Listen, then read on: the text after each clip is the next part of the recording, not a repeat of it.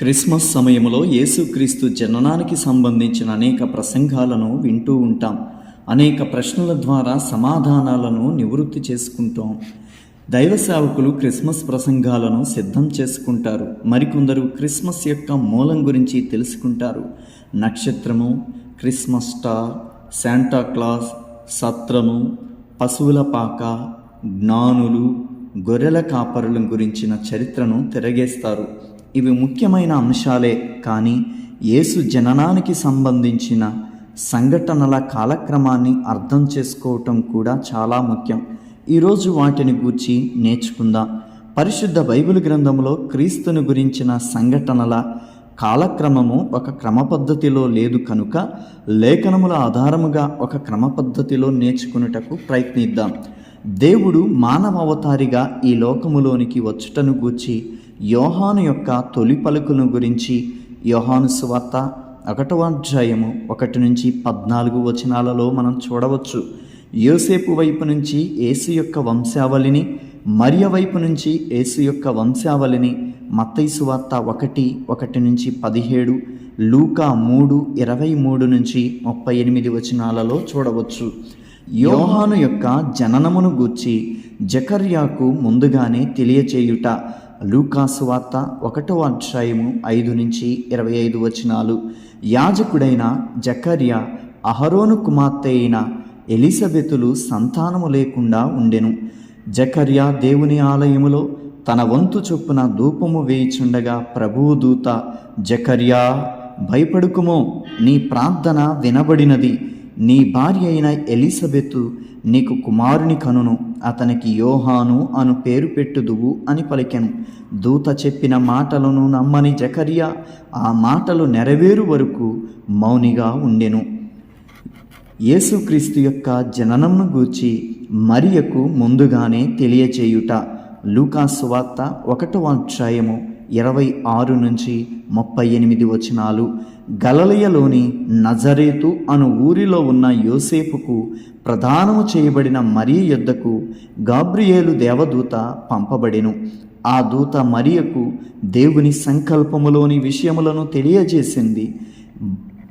పరిశుద్ధాత్మ సహాయము వలన ఒక కుమారుని కని యేసు అను పేరు పెట్టుదువని చెప్పగా, నీ మాట చొప్పున జరుగునుగాక అని తన సమ్మతిని తెలియజేసెను. నీ బంధువురాలైన ఎలిజబెతు కూడా గర్భము ధరించినదని తనకు 6వ మాసమని కూడా తెలియజేసెను. మరియా ఎలిజబెతును దర్శించుట లూకా సువార్త 1వ అధ్యాయము 39-56 వచనాల వరకు. మరియా యూదయ ప్రాంతములోని జకర్యా ఎలిజబెతు ఇంటికి వెళ్ళి వందనము తెలియచేసెను. ఎలిజబెతు పరిశుద్ధాత్మ పూర్ణురాలై మరియ ఉద్దేశించి మాట్లాడెను. మరియ కూడా ఎలిజబెతును ఆశీర్వదించెను. మరియ అక్కడ సుమారు 3 నెలలు ఉన్నది. జకర్యా ఎలిజబెతులకు బాప్తిస్మమిచ్చు యోహాను జన్మించుట లూకా 1:57-58 వచనాల వరకు.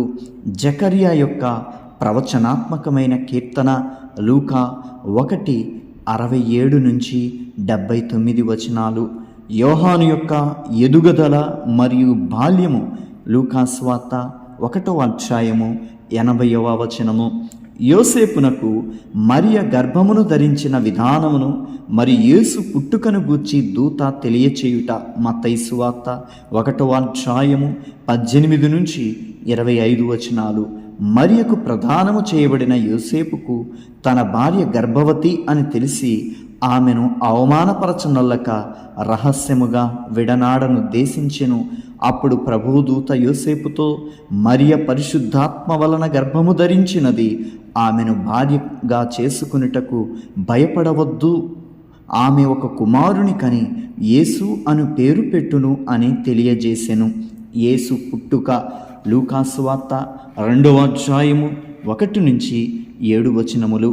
ఆ రోజులలో సర్వలోకమునకు ప్రజాసంఖ్య రాయుటకు కైసరు ఐగుస్తు ఆదేశాలను జారీ చేశాడు.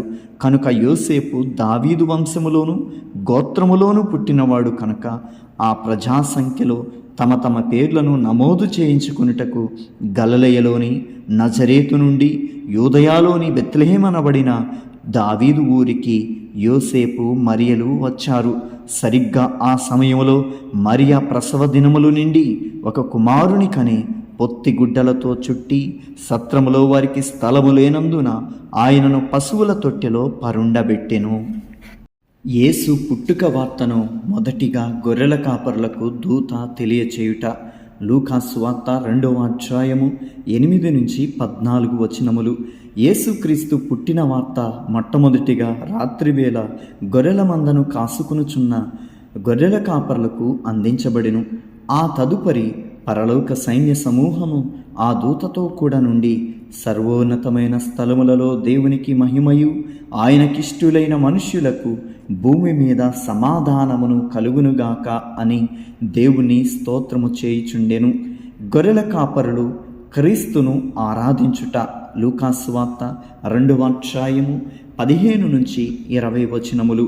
అప్పుడు వారు అందరూ కలిసి బెత్లెహేము వరకు వెళ్ళి మరియను యోసేపును తొట్టిలో పండుకొని ఉన్న శిశువును చూచి తాము విన్న వాటిని కన్న వాటినన్నిటిని గూర్చి దేవుని మహిమపరచుచు స్తోత్రము చేయుచు తిరిగి వెళ్ళిరి. యేసునకు సున్నతి, నామకరణము మరియు ప్రతిష్ట. లూకాసు వార్త 2వ అధ్యాయము 21-39 వచనములు. మరియా యోసేపులకు జన్మించిన శిశువుకు 8 దినములు అప్పుడు సున్నతి చేయబడిను. మరియు దేవదూత వారికి తెలియజేసిన రీతిగా యేసు అని నామకరణము చేశారు.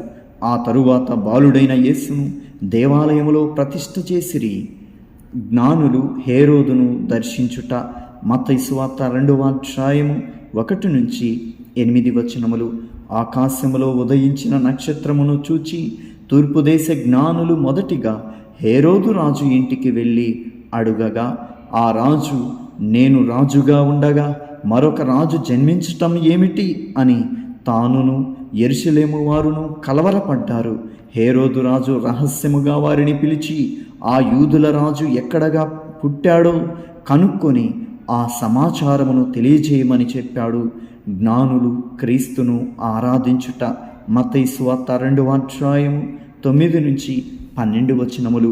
హేరోదు దగ్గర నుండి వచ్చిన ఆ తూర్పు దేశ జ్ఞానులు నక్షత్రము చూపిన మార్గములో నడచి యేసు ఉండిన స్థలమునకు చేరుకున్నారు.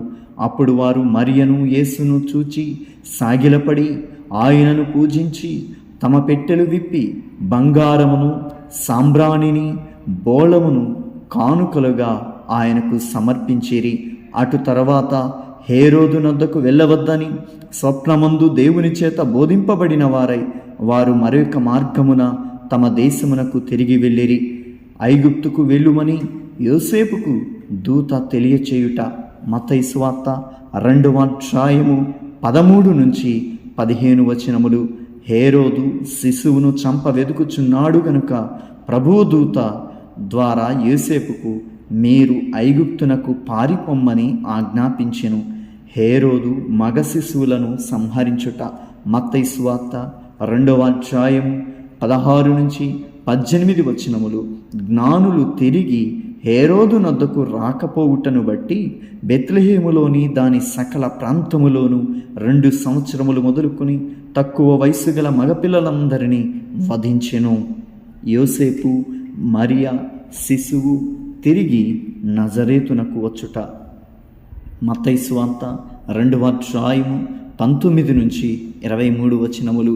హేరోదు చనిపోయిన తరువాత ప్రభువు దూత ఐగుప్తులో యోసేపునకు స్వప్నమందు ప్రత్యక్షమై, నీవు లేచి శిశువును తల్లిని తోడుకుని ఇశ్రాయేలు దేశమునకు వెళ్ళుము, శిశువు ప్రాణము తీయుచూచుచుండిన వారు చనిపోయిరని చెప్పెను. అప్పుడు అతడు లేచి శిశువును తల్లిని తోడుకుని ఇశ్రాయేలు దేశమునకు వచ్చెను. యేసు ఎదుగుదల మరియు బాల్యము. లూకాసు వార్త 2వ అధ్యాయము 40వ వచనము. నజరేతులో యేసు జ్ఞానముతోను నిండుకొనుచు ఎదిగి బలము పొందుచుండెను.